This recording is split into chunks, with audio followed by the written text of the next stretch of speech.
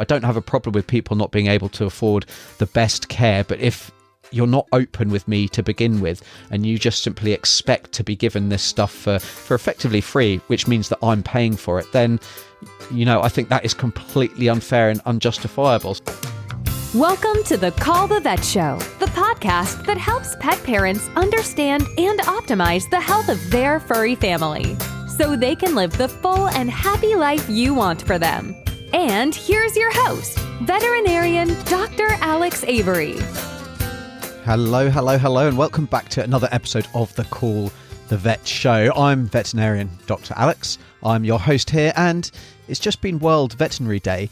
And as usual, I'm a little bit late to the party when it comes to these special awareness days. I mean, there's so many of them, and there's so many appreciation days that, to be honest, I think they're pretty meaningless. But World Veterinary Day, it was created by the World Veterinary Association in 2000 to celebrate the veterinary profession and promote the amazing work that veterinarians do.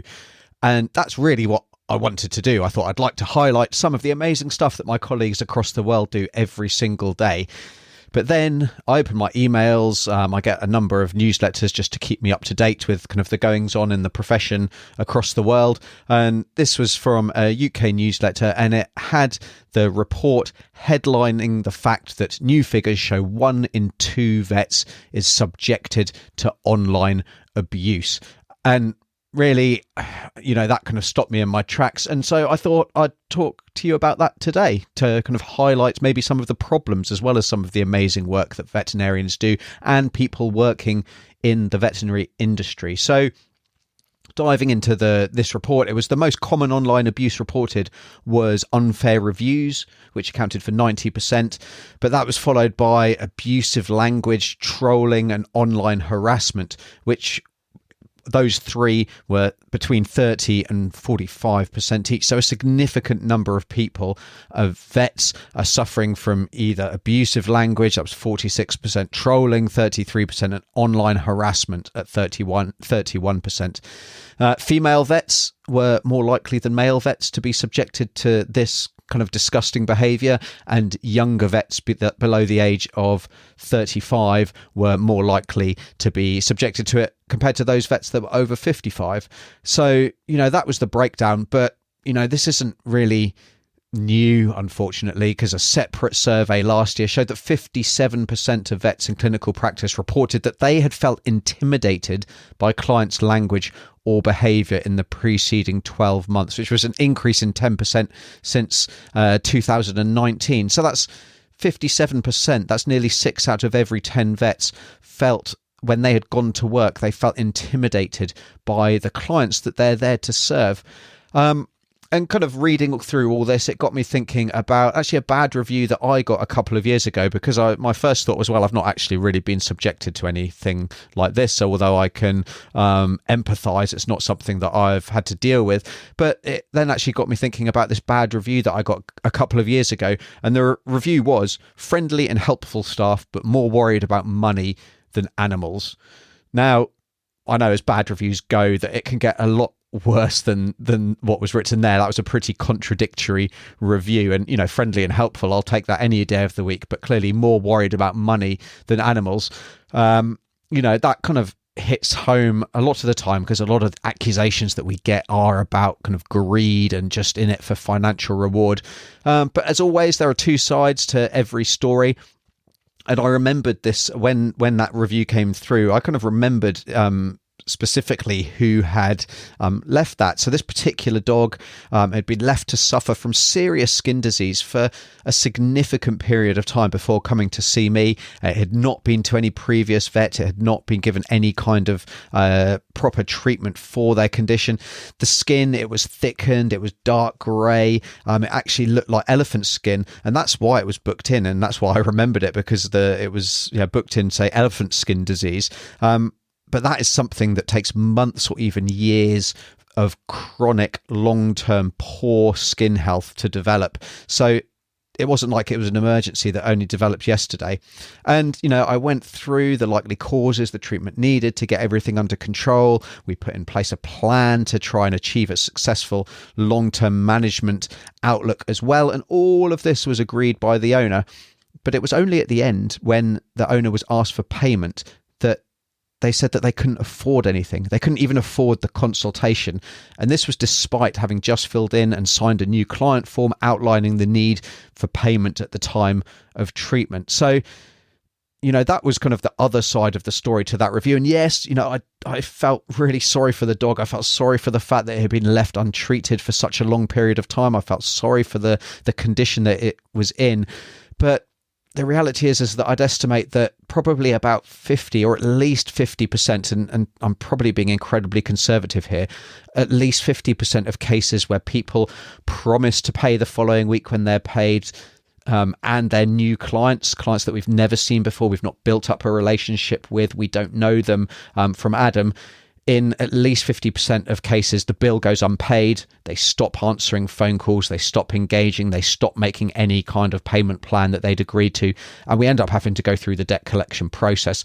And believe you me, if you've been through this situation literally hundreds of times, I think you'd be pretty reluctant to hand over, hundreds of dollars worth of treatment. Because after all, why should we, foot the bill for someone's lack of planning and someone's inability to kind of provide for their dog's basic needs? I don't have a problem with people not being able to afford the best care, but if you're not open with me to begin with and you just simply expect to be given this stuff for effectively free, which means that I'm paying for it, then I think that is completely unfair and unjustifiable. So that's kind of my bad review story. And I know it gets a whole lot worse than that. And some of the abuse and some of the reviews, the language used is just completely unacceptable.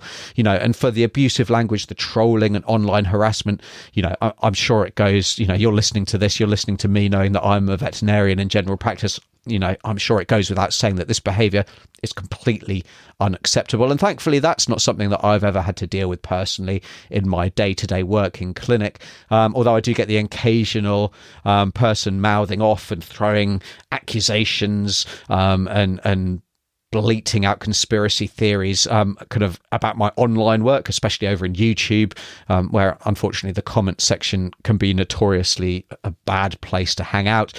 I've developed a pretty thick skin there, and if someone's rude, I don't mind if people disagree with what I'm saying and they have an argument about what I'm saying. But the moment they start to say things about me, I literally just hit that block button. Life's too short to be worried and to engage with people like that. So, that's my take on that.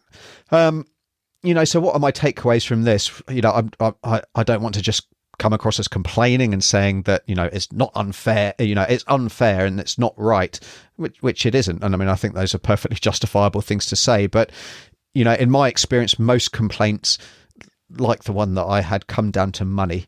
So if you think that vets and their support staff are rolling in it, then absolutely think again. I've spoken before about salary versus debt in the veterinary profession. I've also spoken at length about the costs of providing veterinary care, how much things actually cost and all of the many payment options that are available to people. So to be honest, if a pet parent, if you're not aware of the potential health costs that could be coming, then you need to educate yourself. If you've not made a plan to cope with something, should the worst happen, then you really need to think about things and make a plan. And if you're not honest about your ability to pay so that your vet can work within the means that you have, then, if people are in that situation, that's really on them and that's not on their vets at all. I've also dived into the mental health state of the veterinary kind of health team as a whole. It's not just vets, it's our receptionists, our technicians, our support staff, and the effect that this has on the ability for your pet to get the care that they deserve. So I'll leave links to all of those discussions in the show notes. And if you're interested in diving into any of these in more detail, I definitely encourage you to head over to those show notes, callthevet.org, and check those out. And I guess if you don't think that this picture of abuse affects you, then consider this. Also in the report was that in this latest survey, vets who had been subjected to this abusive language, this trolling, this online harassment, this online abuse in the previous 12 months were more likely to report that they expect to have left the profession in 5 years' time. So 29% of people who'd experienced this abuse felt that they would they would no longer be in the profession in 5 years' time. And that compared to 9% of vets who had not received any abuse. And, we're already dealing with a situation of increasing pet ownership. In the face of reducing numbers of veterinary staff, that's a problem across the world. So just imagine how your pet will be affected if they become unwell or injured and this situation continues. Helping your pet live the happy, healthy life they deserve. So apologies if this episode was a little bit heavy going today. It's something that I'm passionate about. I'm passionate about our pets receiving the best care possible, but I'm also passionate about the need for veterinarians and all people who are working within the veterinary industry to be treated well and to look after their own physical and mental well-being so that burnout and ultimately suicide is not such a problem in our profession. That being said, I'd love to leave you on a more positive note by simply celebrating the veterinarians, the technicians, the nurses, the reception staff, all of the other support staff across the world. I'm constantly in awe of these people when I hear the stories of the work that's being done, often in very challenging situations, being incredibly understaffed, having to deal with lockdowns in the last few years. I'm in awe of the work that gets done.